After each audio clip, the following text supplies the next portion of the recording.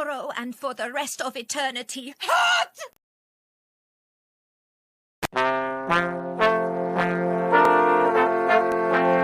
Pete's in the fucking house. Good evening. So tonight I'm going to talk about my experience with mods and also bringing emulation as well, but also talking about fan films, fan productions in general. The fans do the best stuff. There's no doubt about it, because they love it and they put the energy and the love into what they do. And it's so important, and it's so much better than a lot of the stuff that, oh, for Christ's sake. Oh, well, fuck off then. Bloody fucking program. Oh, excuse me, I'm sorry. Sorry. I digest. Yeah, so there's much better. So my first experience of emulation must have been back in 94, 96. Yeah, it was 95. It was a cover disc. It was a PC format cover disc, and I think it had a demo for Dark Forces on it, which was a Star Wars game which I liked. And on it, and you've got to bear in mind at the time, I thought that was it. You know, my Spectrum was boxed up. It was put in the attic. That's it. I was aware that there was a... I think this was my first introduction to the idea of emulators. And I think what happened was I found this very small DOS emulator on this CD-ROM. And like I said, I thought, well, that's it. You know, done. You know, I'm never going to play Spectrum games again. Because it's up in the attic. But,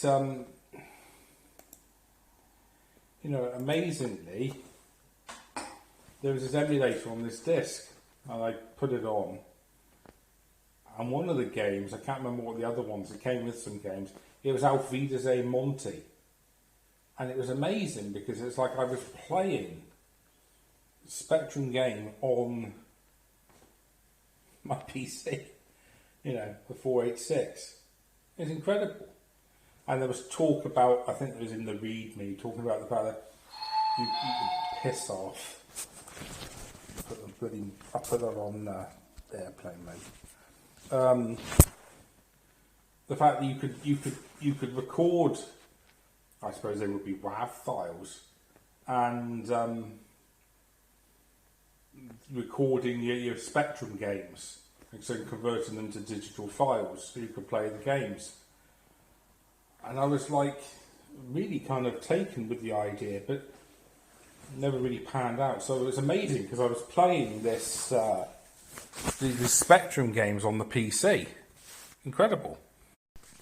And then a couple of years later, I was in HNV in Plymouth, and they had a CD-ROM, and it was called Specky 97, and it had an emulator on it, which I think was an early version of Spectaculator, I think.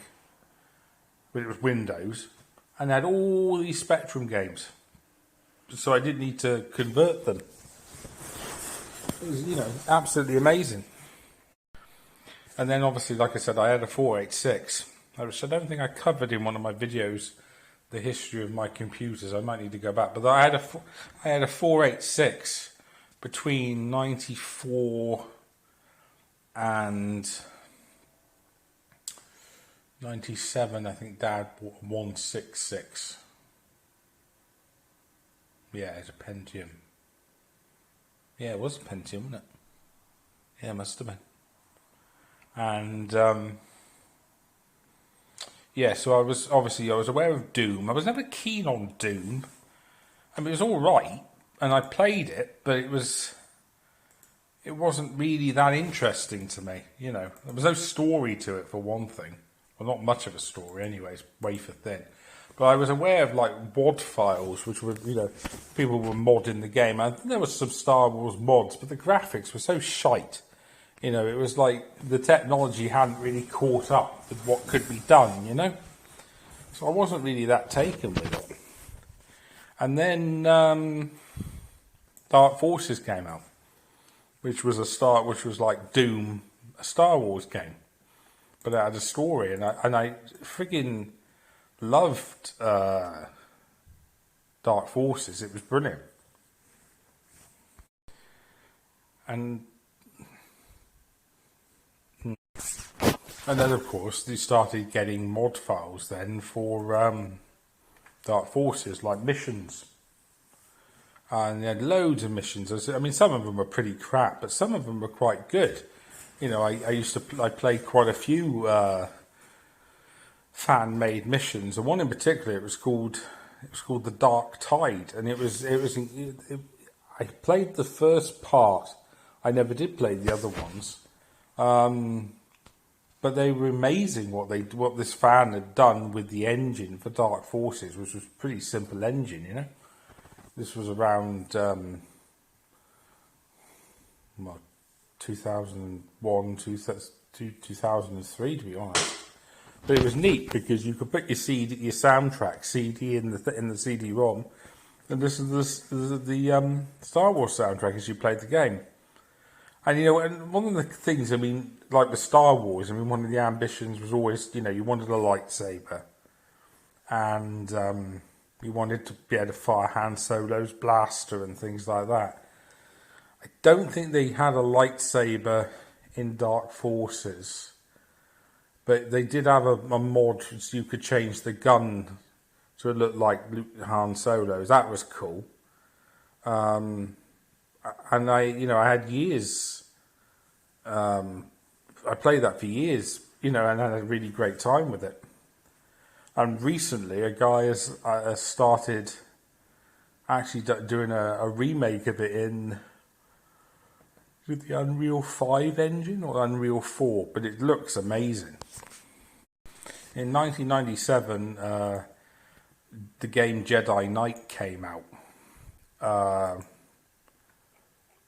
which was very good and was a graphical upgrade compared to Dark Forces.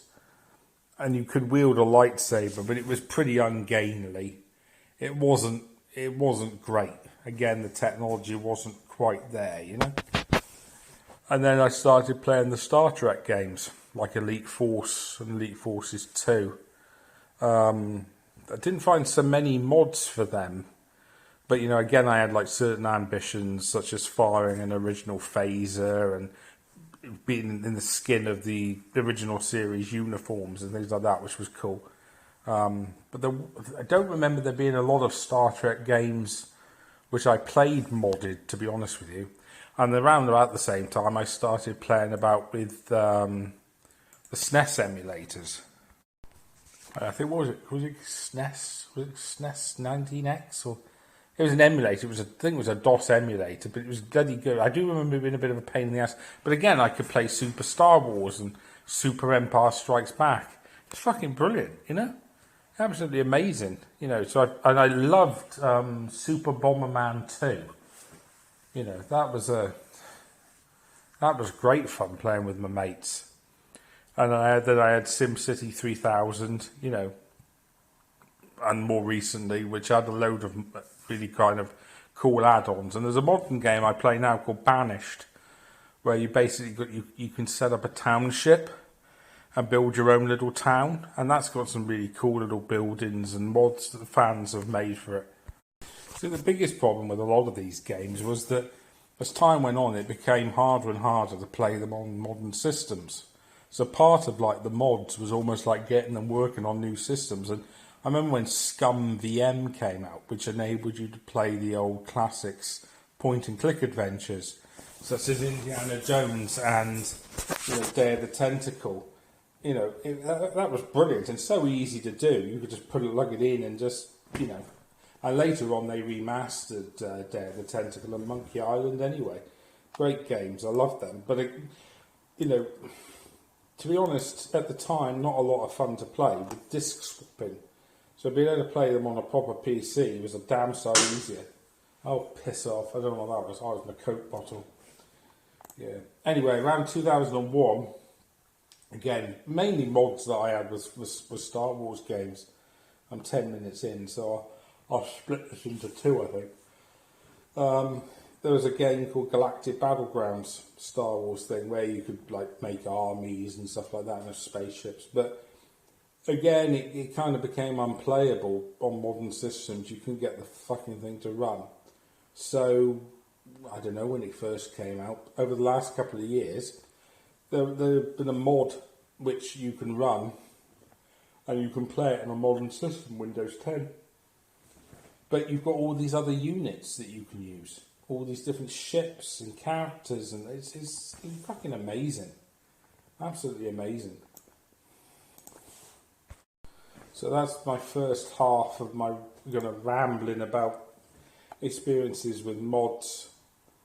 If you're not interested, I don't fucking care. You've listened to it now, so it's tough shit. Oh, you bastards. What's wrong with this? Hang on. Next time I go on to the more modern and up-to-date games, but mainly my experience was with Star Wars games. I'd be interested to hear what mods, other people like to play. There's amazing stuff out there that the fans have come up with. But I'll upload. I hope this doesn't put you to sleep. It's fucking put me to sleep. I'm nodding off here. Anyway, I hope you enjoyed it, kind of. If it was boring, tell me. But if you're the wanker, I'm not interested in your opinion because you're too fucking stupid for words. So if you listen to this, I don't care. I'm not interested in your opinion. I'd rather get advice from my anus. I'd rather listen to my farts than be concerned with your opinion because you're a fucking half-wit.